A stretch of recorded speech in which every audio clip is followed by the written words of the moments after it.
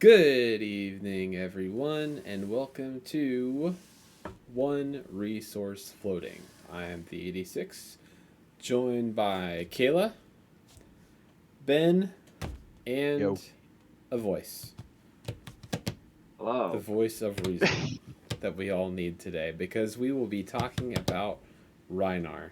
And who better to tell us about Rhinar than your conscience?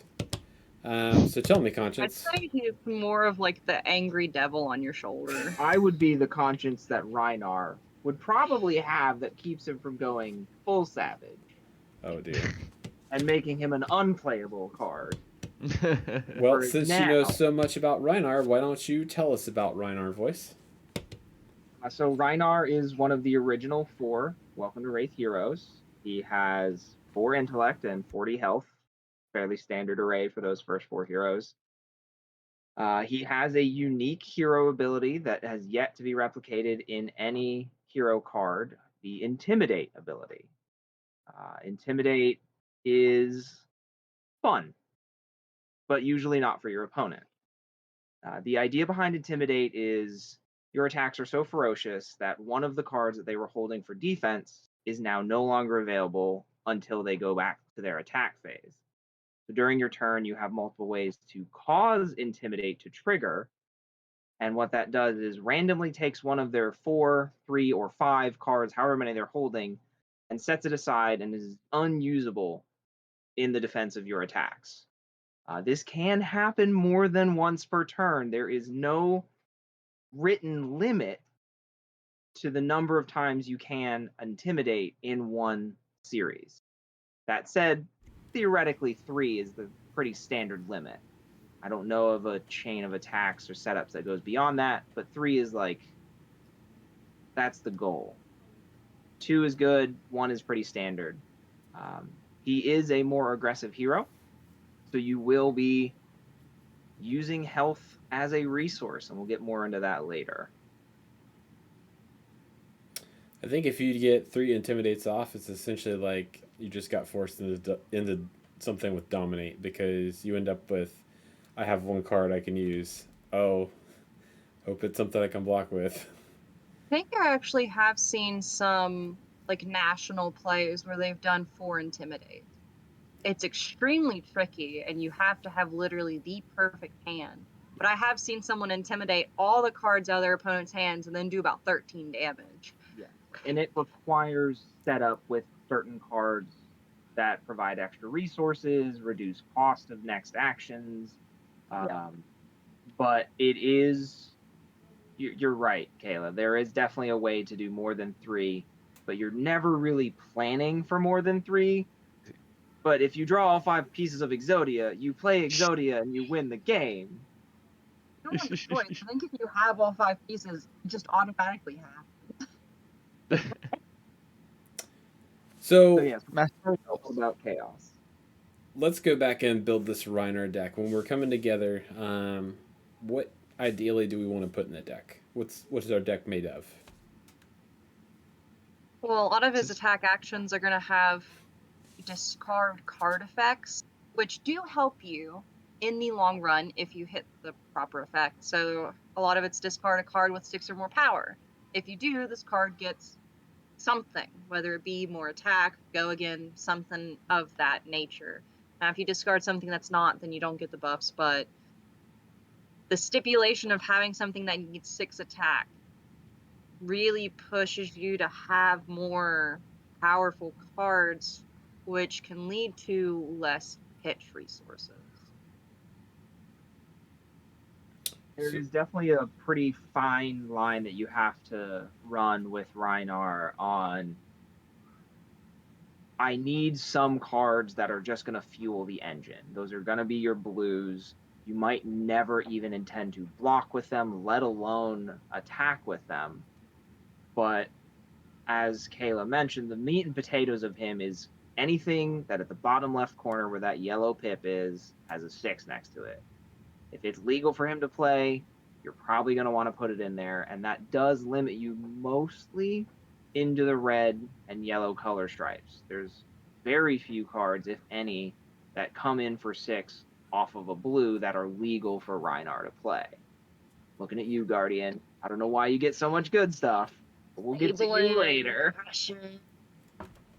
Yeah, we'll see what we'll talk about that in a different time. But coming in, so we want a lot of red and yellow attacks. What about what construction? Like, what percent of blues, what percent of reds, what percent of yellows do you guys think we might want to put here? See, mine's actually built different. Mine's probably just slightly above 50% red, and then the rest decently even split between yellows and blues, just because you don't want any attacks less than 6 in there. And reds are pretty much what you need to run to get that. Wrecker Romps are a notable exception, and those are great.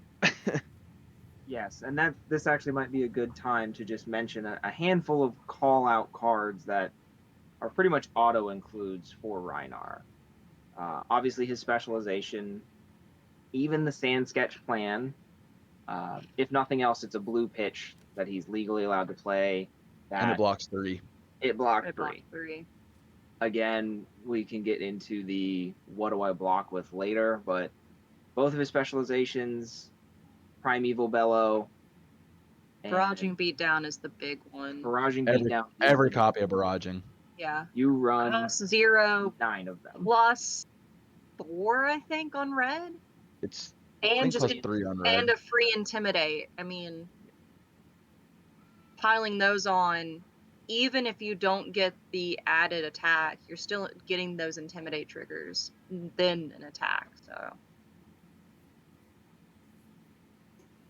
So coming in, what about his weapon? Does it do anything, or is it just, am I using attack actions? So his weapon is a great way to start managing fatigue. Rhinar is a hero, unlike Dorinthia that we talked about previously, who does need to worry about, I'm going to run out of cards before my opponent, because I am going to burn through at least 2 cards a turn, minimum, not pitch, into the graveyard 2 cards a turn, if I'm being even remotely effective. So the weapons that he has access to allow you to, I won't say pump the brakes, because he doesn't have brakes, but they will allow you to choose whether you're coasting this turn, you downshift, or if you're keeping the pedal down and just burning through that fuel tank that is your library. Most of his weapons do also then lean into that, am I discarding things with 6 or greater, though? So in some cases, you still will lose a card from hand just to swing with your weapon to make it more effective. And in that case, you're still tapping the gas. So going in, I've heard some auto includes, heard some stuff about his weapon. Is there a recommended weapon? Did he just have his token weapon? I think Romping Club is the best. I mean, now with Everfest, having the Arcane Lantern as an offhand item that has Arcane Barrier, for certain matchups, you could argue a Mandible Claw, which is the one-handed weapon from Crucible, and then Arcane Lantern. I don't think there's a lot of people who would choose both Mandible Claws over Romping Club, unless you were doing different type of brute builds with different brute heroes. See, I generally do the Mandible Claws just because I'm a much more patient Rhinar player. So if I can just get a Blood Rush Bellow into 2 Mandible Claw swings, that's a perfect turn for me. We have 2 entirely different Rhinar players. We have the one who's just like, I'm just gonna chillax for a while, and then we have the one that's going, wah, smash. I'm a much more patient Rhinar player. If I was going to be a card, if my consciousness was going to be a card in Flesh and Blood, it would be Smash with Big Tree. You can't even use me to block. I'm just gas. I'm just coming for you. I know those life points are a resource for you, but I'm coming for them faster than you're going to get mine. So we have Romping Club, Mandible Claw, it's good weapons. And we talked about he has an offhand, or you can do a one-handed weapon. So the Arcane Lantern, maybe you want to put a Rampart of the Ram's Head. Maybe not. That's a Guardian. Yeah, that's Guardian. Oh, that's right. Once again, cards I don't have. Very much benefit from Guardian cards. Yeah. Yeah. Can't even use the rotten old buckler. No, not even Too a defensive for brute. It is too defensive for brute. Oh, Look, man. LSS is telling you with the cards they put into brute, they I want you to will- just gas the whole time. I will say I do love chaos that is brute of scab skins. I love scab skins. I don't know why. I love scab skins. Anytime Scabskin someone leathers roll for scab skins is a every time. legs equipment, right? Or is Yep. It it? is his legendary leg equipment, yes. And it is roll a 6-sided die, whatever the result is, have it. You get that many action points. Note, action points, not resources. I know that, Common but mistake for newer brute players. it's still just crazy. It's a crazy card because even if you It's roll a 2, you still get an action point. You still do something. super rolling a high 1. ceiling, super low floor. Very low floor. But it's the chaos. It's the chaos I enjoy. That's really the word that describes brute as pure chaos. Yes. So of the scabskin leather. weaponry. Yeah. Scabskin leathers is probably his expected leg. You run nothing else. That's not true. You will oftentimes see people do Mage Masters. And the Null Rune boots for those Kano matchups. I will sacrifice Scabskins every day for Null Rune. Oh, yeah. To get rid of my Romping Club That's a fair point. for 1 Mandible Claw. So I'm gonna guess that since we have scabskins as the feet, the best arm to pair with that might be Gambler's Gloves, or it's an option. Now Tip- with Skull Crushers, that changes things. a Yeah. Oh little bit. yeah. Typically, it was Gambler's Gloves, but Skull Crushers opens up a new avenue if you want to play dice roll brute. So, as an honorable mention, we're not going to talk about him. It's not his video, but Kaio introduced dice rolling into Brute in a big way, and Everfest made dice rolling even more prominent in the Brute. I won't say meta, but in what is going to be more exciting in Brute. Essentially, a whole new archetype. It is. The old Brute was all about, am I discarding the things to make your life miserable? Now it's, are these tiny little dice pipping the right way for me, and you have no control over it, and neither do I. So let's see what happens.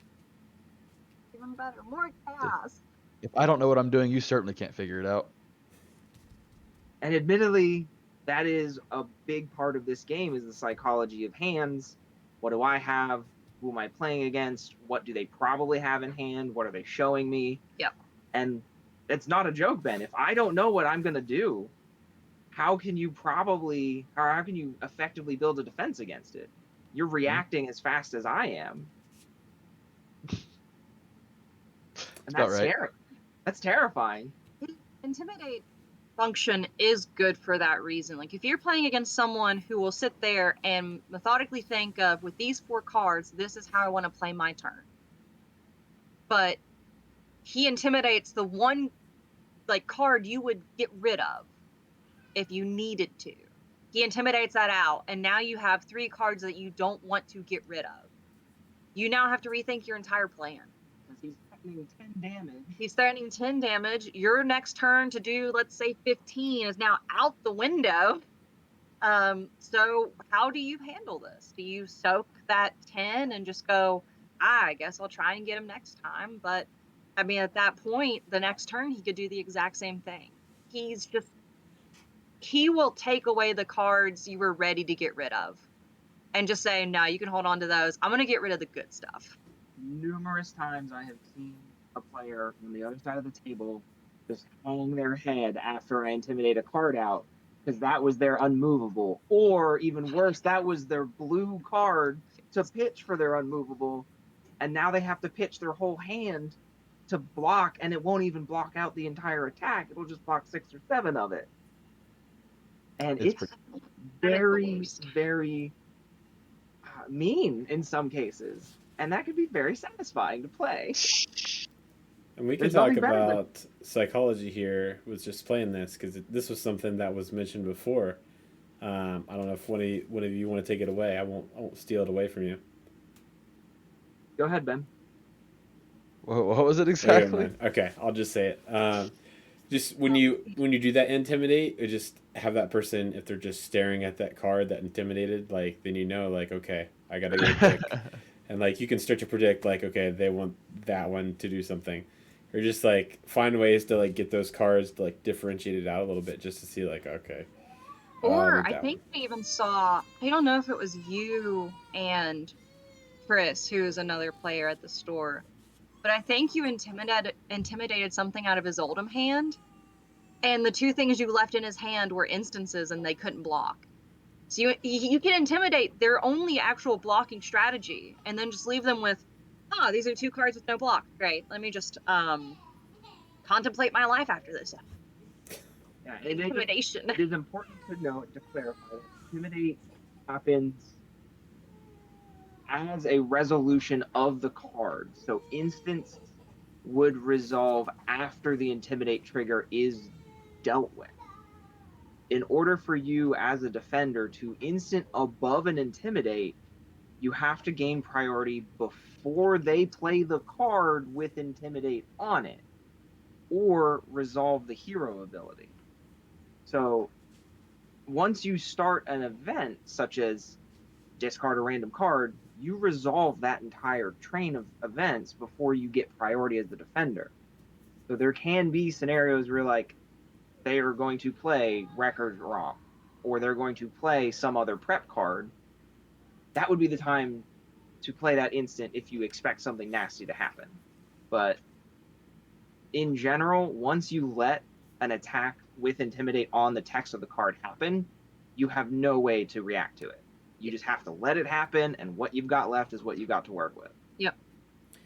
So I'm gonna reiterate what the voice was saying. So, instance do happen first. However, when something is declared, that thing that was declared happens first before the instant. Is that correct? It is, yes, due to the fact that you don't get priority through something resolving. Like you're still in the middle of resolving an active card effect, so nobody gets priority until that effect is resolved. Then priority passes to the defender. Gotcha. So, just rewinding back here, we talked about good feet, good arms. Why don't we go ahead and talk about the best chess piece for Rhinar? I would say if you want to do blitz, then Heart and Cross Trap is going to be just the meat, because it's going to give you that big turn that you need to just destroy your opponent. That is the 4 intimidate trigger requirement, along with some other prep card and arsenal, maybe an energy potion. Like you need stuff like that to just have insane turns with Rhinar. Yeah, because I don't think does Alpha Rampage cost 2 or 3? It's Cost 3. 3. So that is probably one of his only attacks that is going to be a cost 3. So if you are doing it right and you're doing like a non-attack for 0, non-attack for 0, and then hard and cross strap into a non-attack or non-cost attack now, then it's a good turn. Yeah, there are some instances where Heart and Cross Strap is just going to sit there and be sad because it doesn't feel justified to use it on a 1-cost attack, and you're just like waiting and waiting and waiting, and then you get beat, and you're like, I should have used it like 5 turns ago. Yeah. So using your equipment with Rhinar is very important. Is it a turn that I need to scab skins? As much as rolling dice is fun, there are turns when it's not worth it if you have scab skins. It is not always worth it. Same with cross prep. If you run it, you need to know when it is worth it. In CC, I run the Spring Tunic just because that value over a long game is it makes a difference. Yeah. In a deck that only ever needs 2 resources for a good turn, Tunic helps. Yeah, I couldn't think of anything better than those two, unless if you didn't have Tunic, maybe Deep Blue, but then you're still losing a card from hand. And if you're doing that, I mean, Everfest introduced new items that can honestly be more useful than Deep Blue's ability, but still you're getting away 1 card and you're getting 3 resources. And that circles back into scab skins, where a lot of these new items have go again, but Yes. some do not, and the one we're specifically referencing, Talisman of Recompense, does not have go again. It does have go again. It's one of the ones that does. It has go again. I think Oh, all the now that talismans changes. do. Yeah. That changes the thought on that very much. Talisman of Recompense is amazing because you can play it, pop it, same turn, get 3 resources. Yeah. And Yeah, just to refresh everyone, Talisman of Recompense. That is whenever you would gain exactly 1 resource, destroy Talisman to gain 3 resources. Correct? You have to have something in your if you pitch something and you would gain exactly 1 resource, you can destroy Talisman and gain 3. Now the 1 is lost.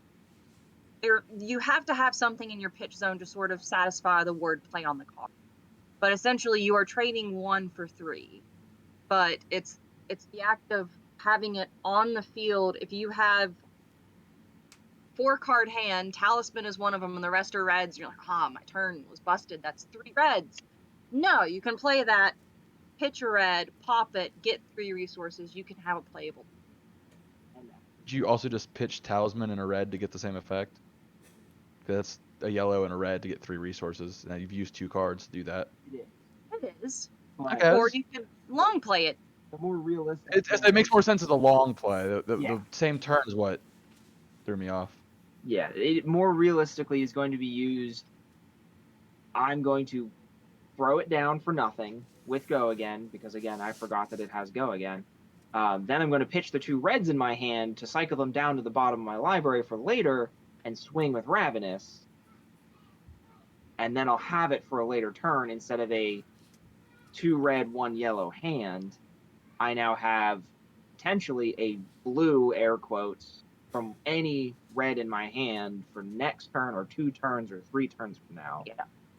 And then on top of that, with Heart and Crossstrap, I can then run 5 resources equivalent off of a red. Yeah. Single card. There it is. A deep blue, but not needing it in your Chess piece. chess piece slot. Now your chess piece can be hardened cross strap or tunic or whatever you want to be. Yes. And in a pinch, it pitches for that pummel in Arsenal or any of the other 2 cost things that you have in your Rhinar deck that you absolutely want to play that turn instead. Yep. So, yeah, Talisman of Recompense came in at a very good time and just gave Brute just a gift. Bow, Pinsel, the whole 9. Fantastic new item from Everfest. All right. So going through, we've mentioned the arms, the legs, the chest. Let's talk about the head. What is the best thing to have for his head? Skull cap. Generally just skull cap. What about Yeah. dull cap? Or dull cap. Dull Dull cap's cap! fine. Yes. There is one argument I have seen for the Hope Merchant Hood, ironically enough. But with introductions of things like Deep Blue, Talisman of Recompense, that becomes much less viable. However, say you're somebody who isn't running Heart and Crossstrap, and you have your tunic ready, and you just have that 1 resource, but you are not able to do the turn that you want with your hand. You get 1 chance with Hope Merchant, but you get a chance as opposed to having, oh cool, I have Arcane Barrier 3 and can block 2 physical damage, which, depending on your style, you don't care about the 2 block. But less and less is that being viable. It really is Skullcap. There's very few options that even compete with an item that allows you to shut down 2 on-hit triggers or assist in a dominate attack. It has been the best headpiece for a reason for a while. In the Kano matchup, you probably run, what is it, Skullhorn? Gives 2 Arcane Barrier. I would say yes, because it's an easier managed pitch for Arcane Barrier. Yeah. Because you're not having to pitch 3 to get Arcane Barrier or anything. 2 is much more reliable. Against Kano, who starts at less health than you, Skullcap will not give you Arcane Barrier. So that makes Skullcap tricky against Kano. Yeah. Yes. So if 'Cause you're building an you're never 80 gonna have more life than you. Rhinar, yeah, you should never have less life than Kano, except for that 1 turn he might try and murder you. But yeah, even then, you start with 10 more in CC and 5 in Blitz. And that is exactly where you want to be as Rhinar. Is I have more health than you? What? Here comes Smash with Big Tree.